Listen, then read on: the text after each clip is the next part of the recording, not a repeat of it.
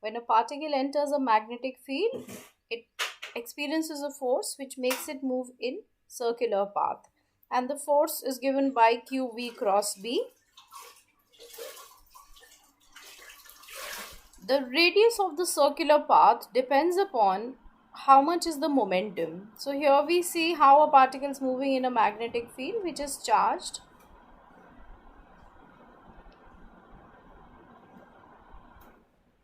Now this is the formula for the radius of the circular path, and we see it is directly proportional to the momentum of the electron, and it is inversely proportional to the charge on the particle and the magnetic field of under which it is moving.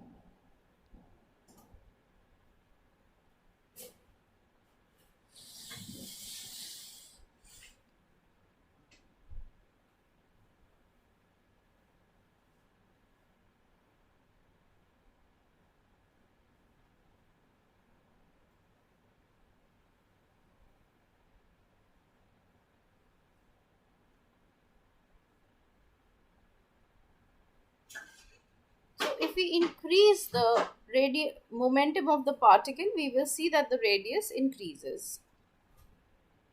Now, this fact is used in the design of a cyclotron. The figure shows side view and the top view of a cyclotron.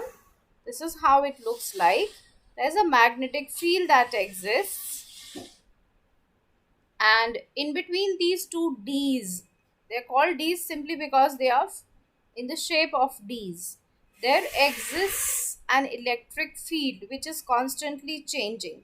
So you have a magnetic field which is vertically directed, and there is an electric field which is directed like this. So they are crossed electric and magnetic field.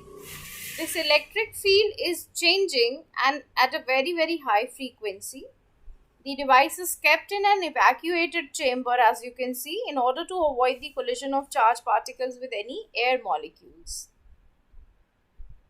A positively charged particle is released at the center P of the gap at time t equal to 0. It gets attracted towards the D, which is a negatively charged at that point of time. Under the influence of the magnetic field, it starts to experience a force which is perpendicular, and it performs circular motion in the gap. So every time it comes out of a D, the other D has become negatively charged and it gets attracted towards that D.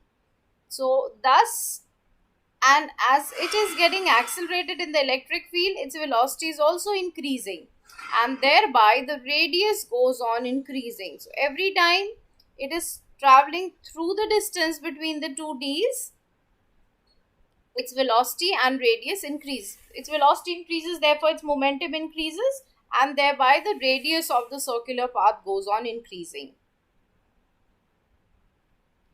We must remember here that the magnetic field is simply making it go round and round in circles, but not changing its velocity's magnitude. The magnitude of velocity is increased only by the electric field which acts between the two D's. Once it enters into a D, it keeps on moving with the same speed until it comes out of that particular D. And here, when it reaches, its velocity increases. And thus, then it is thrown out. Now, let's see some of the uses. So, it is made to hit the target, whatever the target might be, and this is how the accelerated particle moves out. These are some of the uses. It's used for preparation of artificial radioactive substances by bombarding the nucleus with this proton. It is used for treatment in cancer. Now, there are a few limitations that we should know. According to the theory of relativity, as velocity of particle approaches that of light, its mass goes on increasing. In this situation, the condition of resonance is not satisfied. To accelerate very light particles like electrons, an alternating current of very high frequency is required. So we do not use the cyclotrons to accelerate electrons.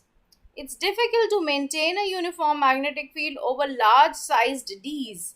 Therefore, accelerators like synchrotron are developed, which have very, very large sized Ds.